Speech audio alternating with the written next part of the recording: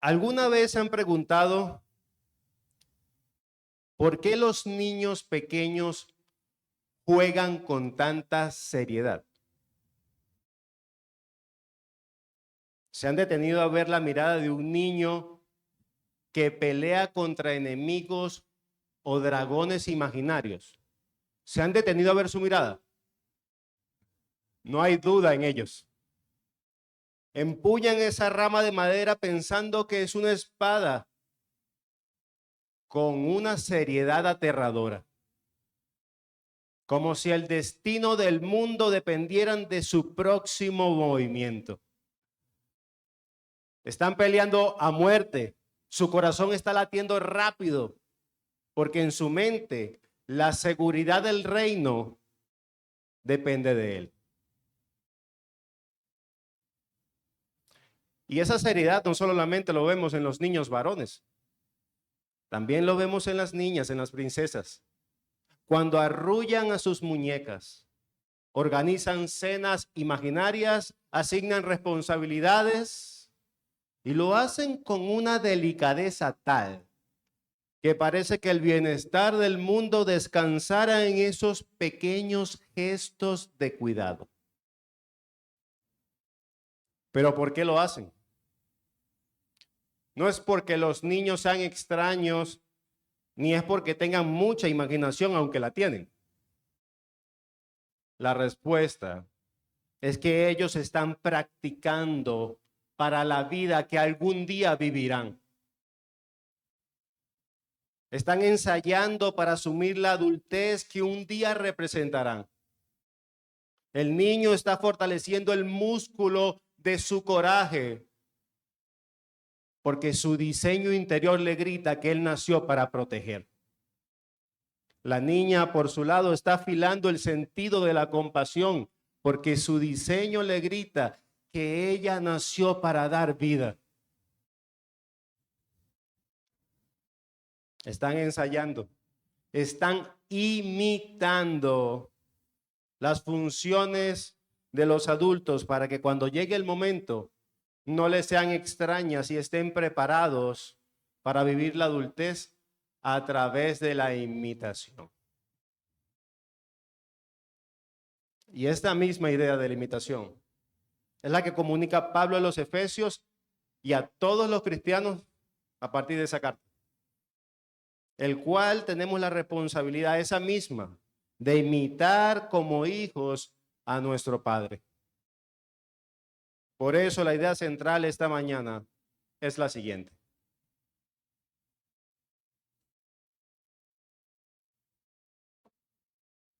Imitemos a Dios andando en amor. Es una idea sencilla, pero profunda, compleja y retadora. Imitemos a Dios andando en amor. Y a modo de repaso rápido de contexto, la semana pasada la palabra de Dios nos enseñó, la voz de Dios nos enseñó a desvestirnos del viejo hombre y a vestirnos del nuevo, de Cristo. Pero esas vestiduras no son simplemente un disfraz o un traje de gala que está arrumado que nos ponemos de vez en cuando, no. Es más bien una especie de uniforme militar que nos ponemos para entrar en acción. ¿Lo recuerdan? Amén. Fue el domingo pasado.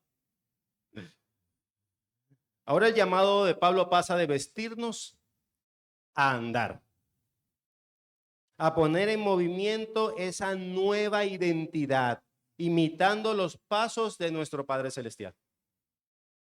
Porque un hijo no solo se viste como su padre, sino que aprende a caminar como él. Decía Paul Tripp lo siguiente: cuando ves un niño jugando a ponerse los zapatos de su padre o de su madre, él está anticipando que algún día va a tener la misma talla que su padre y que su madre. Él está aprendiendo a caminar como él. Lo cual nos lleva a nuestro primer punto y único que vamos a desarrollar esta mañana, el cual es anden en amor. Desde el verso 1 al verso 7. Cuando meditaba un poco sobre este pasaje, me vino a la mente hacer muchas cosas. Pero hace unos días específicamente estaba leyendo un poco sobre el desastre que está ocurriendo en Medio Oriente. La guerra entre los Estados Unidos e Israel contra Irán. Y no voy a entrar en discusión si está bueno o malo. Después podemos hablar de eso. Pero lo que me llamó poderosamente la atención mientras leía las noticias sobre esta guerra fue una declaración del primer ministro de Israel, primer ministro judío, como tratando de justificar la guerra y parafraseando dijo algo como esto: Jesucristo no tiene ventaja sobre Gengis Khan. Y para el que no sepa quién es Gengis Khan, básicamente es un líder antiguo sanguinario que fue conocido por lograr sus objetivos militares a través de las masacres, del poder absoluto. Jesucristo no tiene ventajas sobre Gengis Khan. Si eres suficientemente fuerte, sigue diciendo el primer ministro judío, implacable y poderoso, puedes vencer a tus enemigos.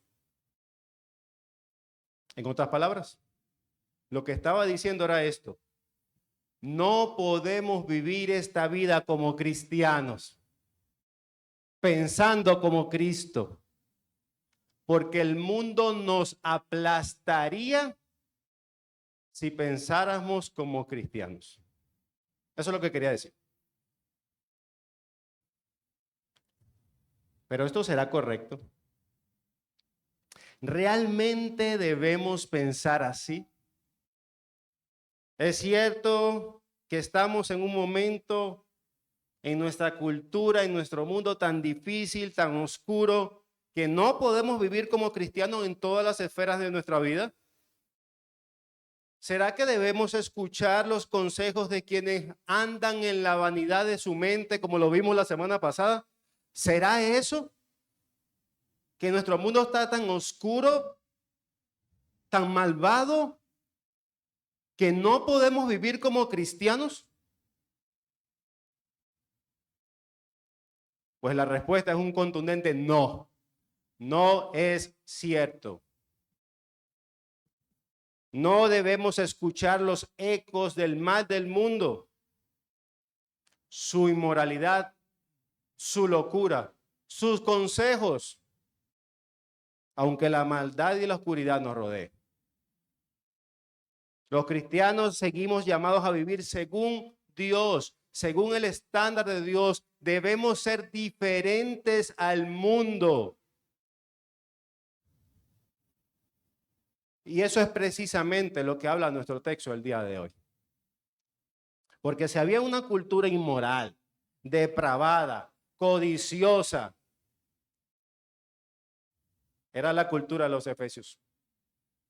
La vida cotidiana de los efesios era una mezcla de sangre constante en el Coliseo romano. Ahí despedazaban asesinos, pero también despedazaban cristianos. Y todo era para conseguir el favor, la alegría de las personas. Habían prostitución en el templo, prostitución religiosa, que si te negabas podías ser excluido de la sociedad. Y habían linchamientos constantes en las calles por no adorar a sus dioses. Nuestra cultura no es solamente la única que está oscura.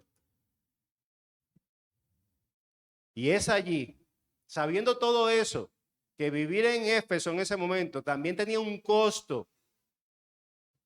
Es allí donde Pablo le dice estas palabras: sed pues imitadores de Dios como hijos amados.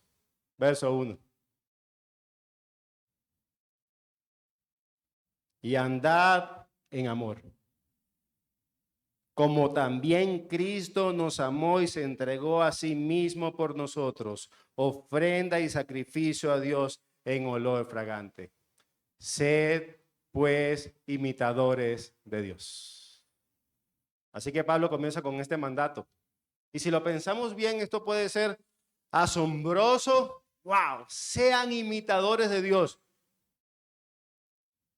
Pero si nos detenemos a pensar un poco sobre ello, también puede ser abrumador. Sean imitadores de Dios. Pero ¿cómo puedo imitar a Dios? ¿Será que Pablo me está diciendo que imite al creador de la tierra, al que creó las galaxias, al que creó el cosmos? ¿Tengo que hacer eso mismo? ¿Tengo que crear vida como Él la creó? ¿Tengo que crear un plan de salvación como Él lo hizo? ¿Se refiere a eso, Pablo? Por supuesto que no. No se refiere a eso. Cuando nos dice que debemos imitar a Dios, se refiere que debemos imitar su carácter.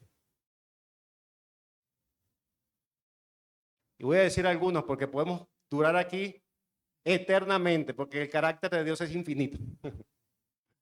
Voy a decir algunos muy puntuales. Por ejemplo, Él es santo. Dios es puro y está separado del pecado, en Él no hay mancha. Pensar en Dios es en pensar en algo, en alguien inmaculado que jamás, jamás, jamás, jamás ha conocido la corrupción. Y el cristiano es exhortado a ser santo como Él es santo. Él es misericordioso. Dios tiene una compasión profunda por los que están en miseria. Pues el cristiano debe tener un corazón tierno para el sufrimiento ajeno. Él es fiel. Dios es constante y nunca cambia. Y gloria a Dios por eso. Pues el cristiano debe ser alguien en quien pueda confiar plenamente. Así que, qué gran estándar. Y quiero que lo vean así. Pablo nos ha llevado en este capítulo 4, específicamente desde el capítulo 4 al versículo 5, y nos va a llevar hasta el 6, en una especie de escalera de santidad, de pureza. En primer lugar, en el capítulo 4 empezó enseñándonos, tomándonos de la mano, ustedes deben guardar la unidad. Deben usar los dones para proteger a su iglesia. Deben despojarse del viejo hombre y revestirse del nuevo. Pero todo eso que hemos aprendido hasta ahora tiene un solo propósito, ¿y cuál es? Que nuestra vida se parezca a la de nuestro Padre. Alguien lo ejemplificaba de manera hermosa. ¿Cómo luce el concepto de imitación de Dios? Y decía esto: es como el hombre que estaba caminando por un campo cubierto de nieve.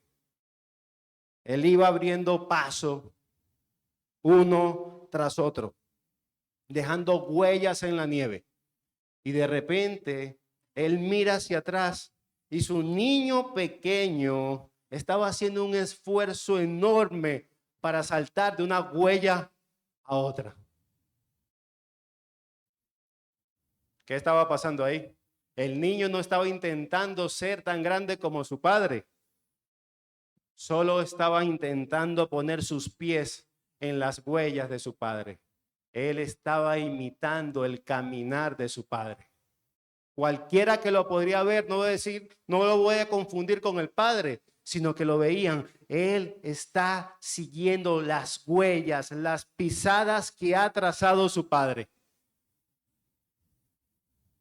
Y hermanos, así debemos ser nosotros.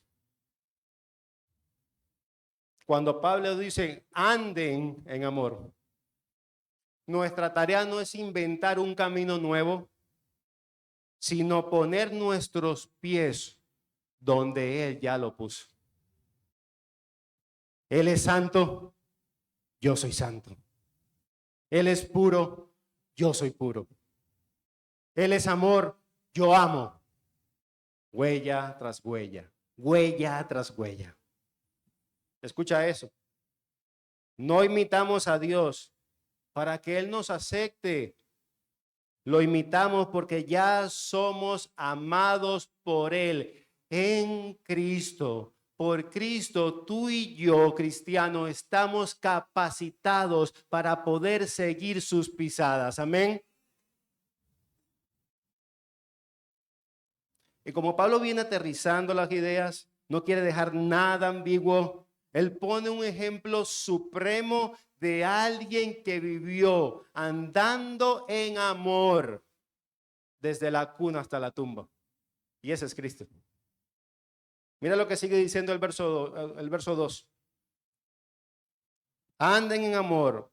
¿Cómo? Hablando de ejemplo. También Cristo nos amó. ¿Cómo vas a andar en amor? Como Cristo.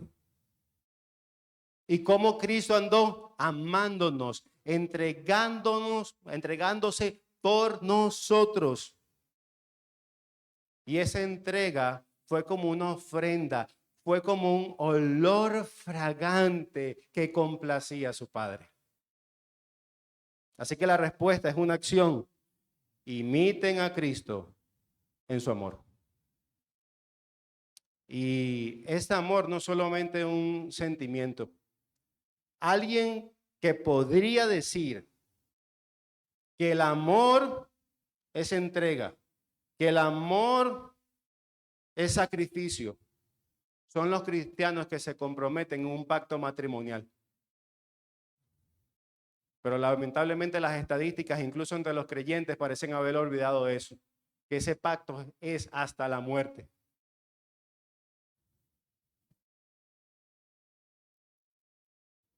Hasta la entrega absoluta. Pero gloria al Señor por Cristo, porque Cristo muestra de manera radical lo que es entregarse por amor. Y creo que esta semana es propicio para ello, porque esta semana no es solamente una semana de descanso, de visitar a los familiares, sino hay que traer a nuestra mente cuál es el génesis de esta semana. Esta semana es lo que llaman Semana Santa, pero está apuntando a algo que realmente sucedió. Alguien lo decía de esta manera: esta semana partió la historia de la humanidad en dos, que es la semana de Pascua. Y la cual nos hace recordar eso. Esa manera de que Cristo se entregó. Y nos hace recordar que hace 2000 años Jesús caminó voluntariamente hacia la cruz, hacia el monte Gólgota, con un cuerpo golpeado y lacerado. Cada paso en ese tortuoso camino hacia la cruz parece que estaba encarnando todo el dolor de la humanidad. Su espalda sangrando y abierta por azotes, su cabeza coronada, pero de espinas como burla de quienes no entendían su amor. Y su espíritu, sí, su espíritu se enfrentó a algo peor que lo que se enfrentó su cuerpo. Se enfrentó al castigo de Dios por los pecados que él nunca cometió. Pecados como de fornicación, inmundicia, avaricia, palabras deshonestas, truanerías, pecados que él no cometió, pero nosotros sí. Cada grito y cada suspiro, cada lágrima que él derramó por nosotros, nosotros la teníamos que derramar. Y él tomó la copa de la ira de Dios,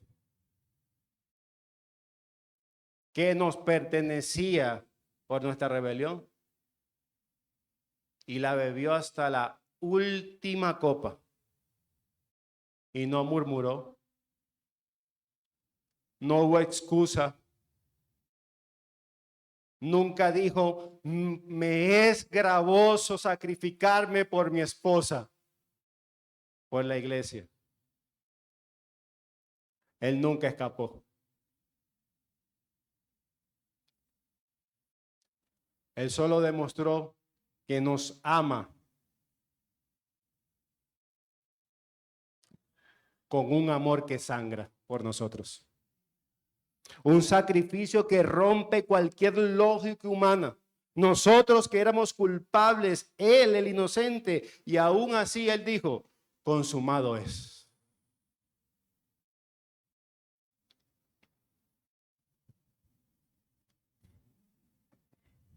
Y alguien podría pensar un momento, qué horrible fue la crucifixión.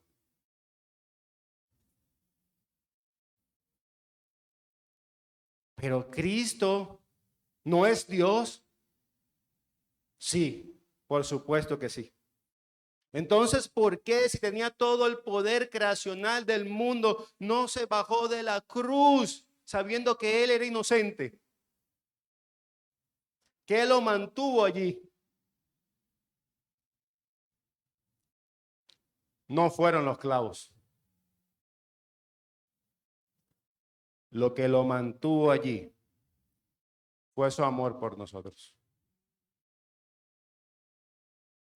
Y esto es una semana para recordar eso. Este amor no es solo hablado, es demostrado con sangre. Fue una vida rendida, una obediencia perfecta, un sacrificio que, como dice el texto, fue recibido por Dios como un olor fragante. Así que cuando miramos la cruz, no solo veamos dolor, también vemos el modelo del amor de Dios, un amor que se sacrifica, que se entrega, y eso es lo que Pablo nos llama a imitar. Anden en amor, como Cristo. Imiten esa clase de amor. El estándar acaba de subir. Así que si una vez dudas, ¿cuánto vales para Dios? Miras la cruz, vales muchísimo. Pero si alguna vez te preguntas cómo debes vivir cada día tu vida como un creyente, entonces imita la entrega en la cruz. Porque imitar a Cristo es eso. Vivir entregándonos por otros, una vida que se ofrece, una vida que se rinde, una vida que, como dice el texto, se convierte en una ofrenda agradable a Dios todos los días de nuestra vida. No en una semana, Semana Santa solamente, no solamente los domingos, todos los días, cada segundo, cada fibra de tu ser debe ser vivida para la gloria de Dios. Esa es una vida que se entrega. Así anden en amor. Y ahora no te pierdas esto. Ese amor sacrificial que imita a Dios no solamente o no es una idea vaga. No es solamente un concepto bonito. Este tiene forma, tiene límites, tiene definición. Y Pablo hace algo muy interesante. No solo nos dice cómo se ve el amor positivamente en Cristo a través de su entrega, también nos dice cómo no se ve. O cómo no luce el amor. Lo vemos en el verso 3 y 4. Pero fornicación, inmundicia, avaricia, ni palabras deshonestas, ni truanerías, ni aún se nombre entre vosotros, entre los santos, ni aún. Y esta lista de pecados, ¿qué tienen en común? Pues básicamente todas son expresiones de una vida que se autogratifica, una vida centrada en sí mismo, lo que es contrario de andar en amor que se sacrifica por otros. Es una lista de autogratificación. Por eso Pablo no dice simplemente que evitemos estos pecados. Él dice que ni siquiera se nombre entre vosotros, o en otras palabras, una vida que imita a Dios no puede ser descrito por estos pecados. Jamás un cristiano debemos ser conocidos como que practicamos, como que vivimos en estos pecados. Ni aún se nombre entre vosotros. Así que ahora veamos cada una de estas prohibiciones. ¿Y qué nos enseñan acerca de lo que no es vivir en amor? La primera definición, pero fornicación. Y aquí la palabra griega es porneia, donde viene nuestra palabra pornografía. Y en su sentido más básico se refiere a las relaciones sexuales fuera del pacto matrimonial. Pero porneia va más allá del afecto físico, del acto físico. Describe una visión distorsionada y lujuriosa sin límites del prójimo. Y alguien podría decir, ya va, ya va. Pero es que yo no veo pornografía. Y gloria al Señor que alguien diga eso. Qué bueno. Pero hermanos, esto no solamente ocurre cuando nos exponemos a los sitios oscuros de pornografía en Internet. Eso no solamente lo que abarca la pornella. Esto también pasa cuando nos detenemos en esas imágenes de redes sociales inmorales.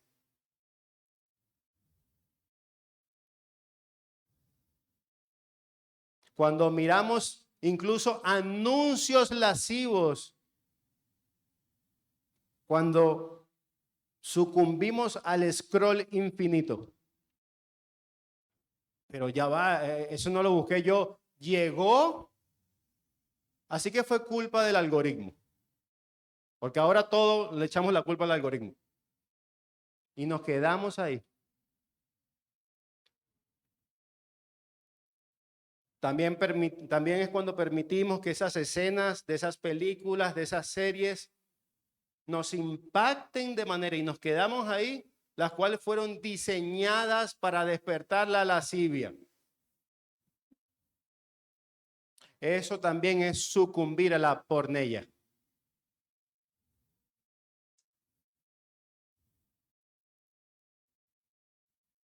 Y a veces cuando pensamos en esta palabra, en la pornografía, y es duro decirlo en voz alta, pero la iglesia necesita también ser sanada de esto, ¿cierto? A veces cuando pensamos en esto, pensamos, bueno, básicamente esto es un pecado del hombre.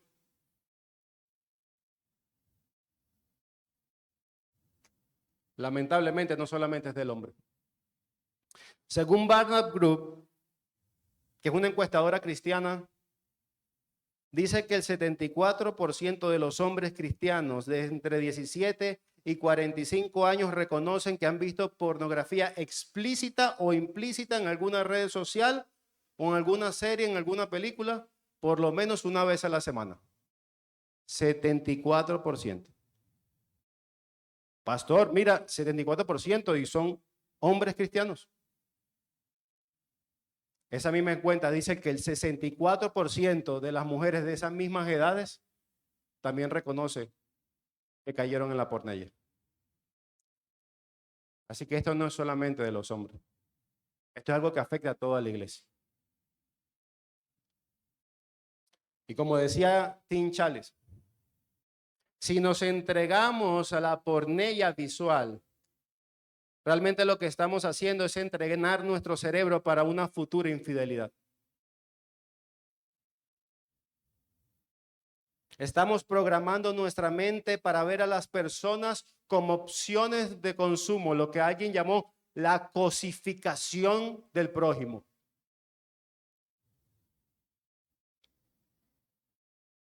Y no como portadores de la imagen de Dios.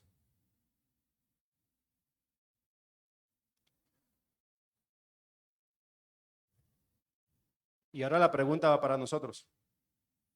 Si nosotros estamos buscando imitar a Jesús, ¿crees que Jesús nos ve de esa manera, con ojos de pornella? ¿Crees que Cristo nos mira con ojos inmorales o con ojos de redención? Hermano, si tú y yo somos creyentes, Dios nos ha dado la gracia de poder romper con este pecado.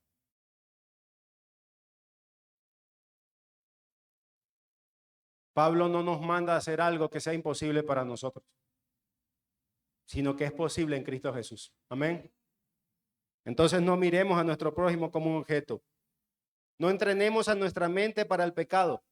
Entrenémosla para la gloria. Seamos imitadores de la mirada de Cristo. Amén. Y la inmundicia, la segunda palabra. En la Biblia se describe como una herida infectada o algo que se estaba pudriendo. Y es utilizada para describir un comportamiento moral sucio.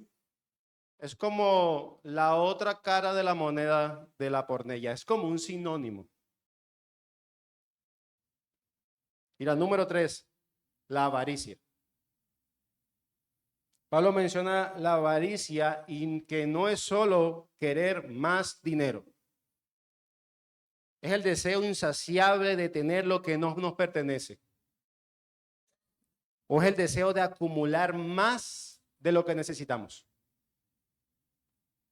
¿Y por qué Pablo compara o pone al mismo nivel la avaricia que los pecados sexuales? Porque ambos son de autogratificación.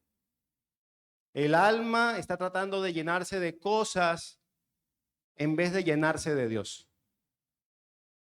Y Pablo es radical porque de hecho en el verso 5 dice que el avaro es un idólatra. ¿Por qué?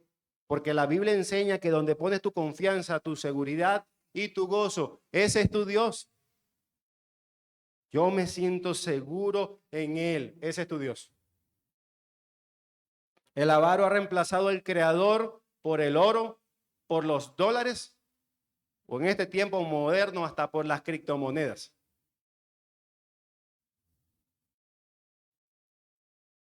Ha cometido un adulterio espiritual.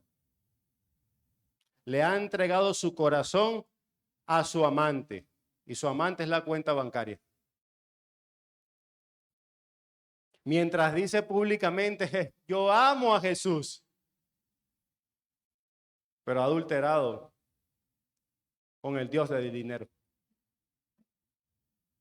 Y seamos honestos.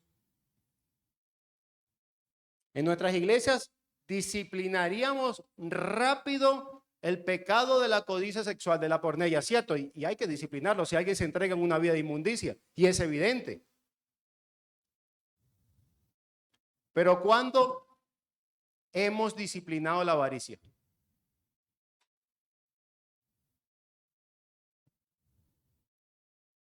Toleramos al tacaño, pero Dios dice que es un idólatra, que es un adúltero espiritual. Alguien decía que si tu generosidad no te duele, si no te obliga a ajustar tu estilo de vida, entonces en realidad no es un sacrificio agradable a Dios, es solo propina. ¿Me sobró? Hermanos, el amor de la cruz no fue la sobra de Dios, fue su todo. Así que no dejemos que el oro, los recursos nos cieguen. Seamos imitadores generosos de nuestro Padre. Un hijo que confía tanto en la provisión de su padre puede abrir su mano y confiar que Él proveerá. Y en el versículo 4 pasa de la inmoralidad a la vulgaridad. Y básicamente lo que dice aquí, palabras deshonestas, significa todo está conectado con las inmundicias, significa hablar obscenidades. Necedades y truhanerías son alusiones de chistes pornográficos, que es la forma más baja del ingenio. O sea, es como constructor de inmoralidades. Esos chistes de doble sentido. Ah, pastor, aquí sí yo nunca hago ese tipo de chistes. Pero te ríes de lo que lo hace. Te ríes de que usa malas palabras.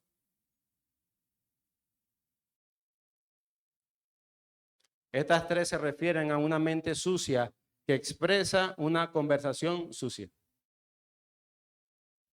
La escritura es clara, de la abundancia del corazón habla la boca. Por eso Pablo nos recuerde, estas cosas ni se nombren entre ustedes. Así no debe vivir alguien que dice que es un creyente, porque así no se imita el amor de Dios. Nuestra boca es un canal de agua limpia, de agua que solamente fluye, agua de vida, o es un desagüe que contaminan a lo que te escucho. Hermanos, no ensuciemos nuestra boca con algo que Cristo purificó con su sangre. Seamos imitadores de la santidad de Dios. En nuestro corazón, en nuestra mente, pero también como nos expresamos. Y si este texto terminara aquí, fuera terrible porque nos dejaría sin esperanza. Pero Pablo nos da una esperanza. Nos da el antídoto para vencer todos estos pecados. Y el antídoto está en el verso 4, terminando. Pablo no solo prohíbe el pecado, nos da un arma para combatirlo, sino antes bien, acciones de gracia. ¿Qué quiere decir esto? La gratitud es uno de los grandes antídotos contra la lujuria y la avaricia. Piénsalo bien. ¿Por qué realmente pecamos? ¿Qué es lo que te lleva a pecar? Paul Tripp lo dice de esta manera. Pecamos porque algo creado, sea el dinero, sea las relaciones sexuales, la opinión de otros, lo que sea, nos parece asombroso, más brillante o satisfactorio en ese momento que Dios mismo. En otras palabras, pecamos porque creemos la mentira de que Dios nos está negando algo.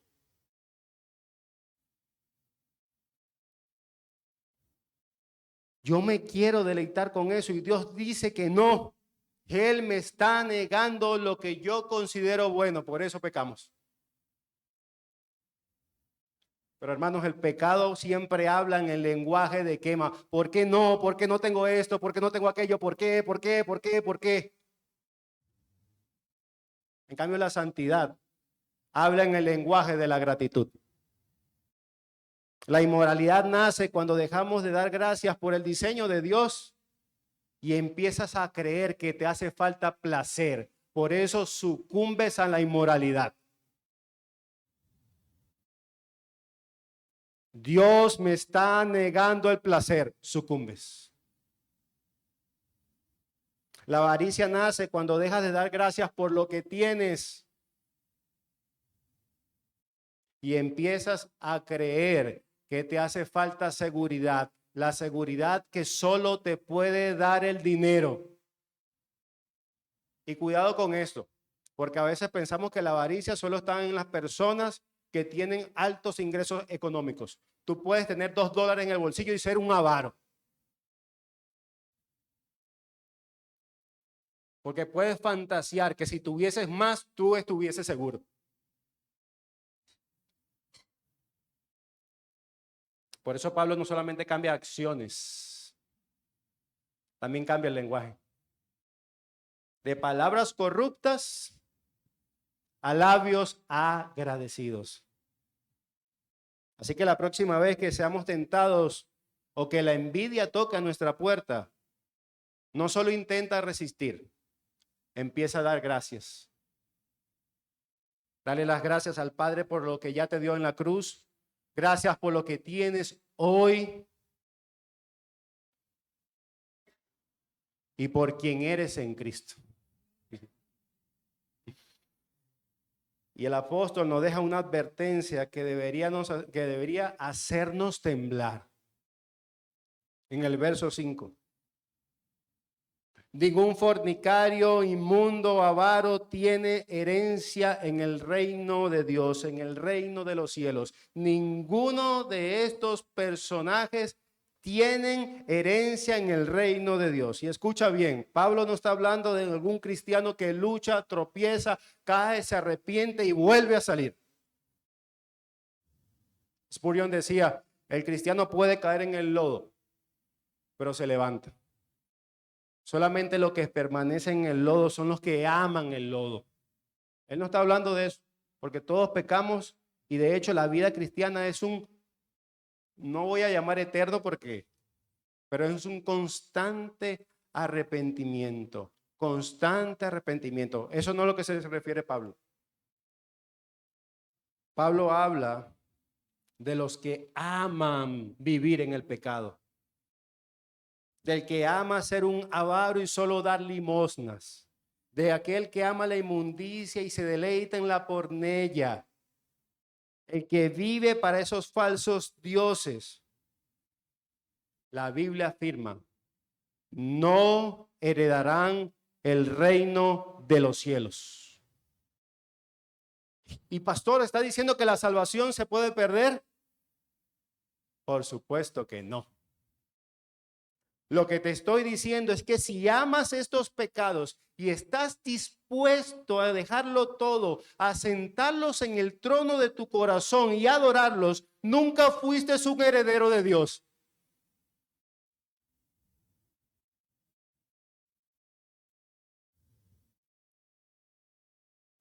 Qué buena advertencia. Y Pablo se anticipa a esa voz seductora que hoy escuchamos en labios de todo el mundo. O lo escuchamos en muchos lugares. Una voz que se disfraza de moderación cristiana y te dice, hey, hey, hey, ya va. Pablo dice eso, pero no seas tan extremista, no seas tan legalista. Puedes ser cristiano y al mismo tiempo coquetear un poco con la inmoralidad. Después te puedes arrepentir. Puedes permitirte de esas caricias y besos con quien no es tu esposo o tu esposa, porque no estás cayendo en fornicación. Puedes mirar esas pantallas para codiciar, pero eso sí, solo un poco. Puedes hablar como el mundo, hacer chistes inmorales con tal. Es solo para divertirse, pasar un rato y encajar. Si me muestro que encajo, en un futuro puedo hasta predicarle el evangelio. Mentira. Puedes adorar también tu dinero, pero te aconsejo que lo hagas en secreto, porque los legalistas seguro no te entenderán.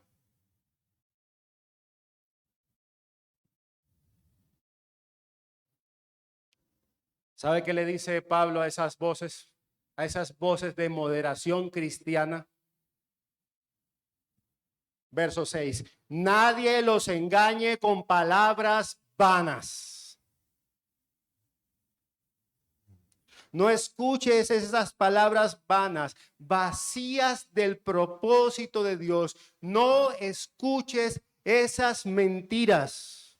No compremos la idea de que pecado es un error de cálculo o una etapa de exploración o es un pecado pequeño. No compremos esa idea, porque por estas cosas, hablando de entregarse a la inmoralidad, a la avaricia, la ira de Dios viene sobre los hijos de desobediencia. No escuches estas voces vanas que te dicen moderación cristiana, porque eso te va a llevar directamente a recibir, a ser el pararrayo de la ira de Dios como hijos de desobediencia. No es un juego. No es un estilo de vida alternativo. Es un camino de colisión contra la santidad del universo. ¿Y sabes qué? Cada uno de los que han emprendido ese camino de colisión contra la santidad del universo siempre han perdido y perderán. Mi hermano, si eres un hijo amado, no puedes jugar con el veneno que mató a Jesús en la cruz. No puedes llamar diversión a lo que Jesús le costó sangre.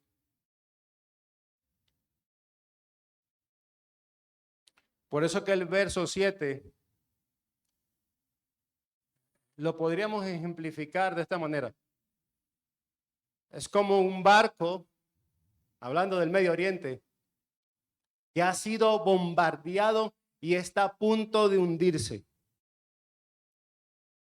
Entonces esto, el verso 7, es una orden de evacuación. Si se han montado en el barco de creer en las vanas palabras, no sean partícipes con ellos. Bájense.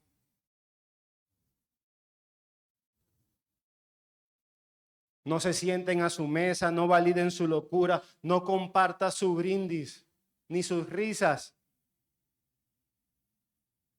sino que imitemos a Dios andando en amor. Y termino con esto, recordando cómo pensamos. Hoy comenzamos imaginando a niños que los imaginamos pelear contra grandes dragones con una seriedad que nos asombra. Y ahora entendemos por qué. Porque su juego estaban ensayando para una realidad.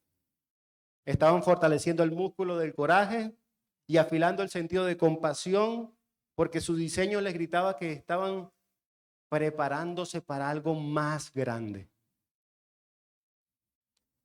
Así que, iglesia,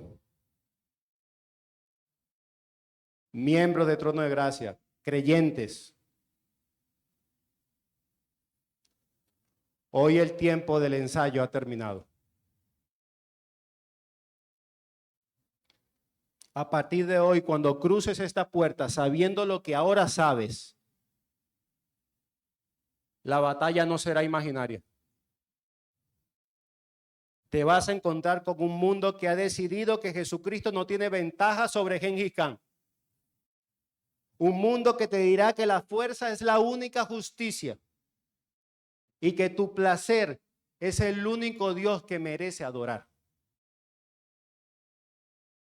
Pero tú, que estás revestido de Cristo, con ese uniforme militar, a ti y a mí, hoy te digo,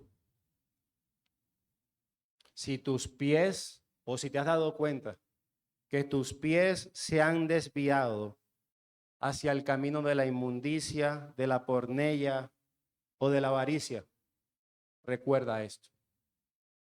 No puedes llamar diversión a los clavos que atravesaron tu hermano mayor. No puedes llamar estilo de vida al veneno que le costó la sangre de Cristo. Imitar a Cristo no es una carga religiosa. Es recuperar tu diseño original en Cristo. Que cuando vean cómo vivimos, cuando el mundo vea cómo vivimos, puedan decir, mira cómo vive ese creyente. Mira la manera que se comporta, su santidad, su justicia, su lógica, cómo trata a su familia, cómo vive realmente, transparentemente. No es una careta, cómo vive. Yo lo conozco, yo he entrado a su hogar y él vive así. Cuando nos vean, digan, ese Dios tiene que ser verdadero. Hermanos, es el honor de caminar por este mundo oliendo a santidad, diferenciándonos del mundo podrido. Es la libertad de abrir la mano con generosidad porque confías en el dueño del oro y la plata. Es la audacia de amar con entrega en una cultura que solo pide consumir. Así que si alguna vez duda de quién eres, mira la cruz. Allí está tu precio, vales mucho. Pero si te preguntas cómo vivir cada mañana, escúchalo bien. Recuerda y mira las huellas de Jesús. No intentes ser grande como el Padre.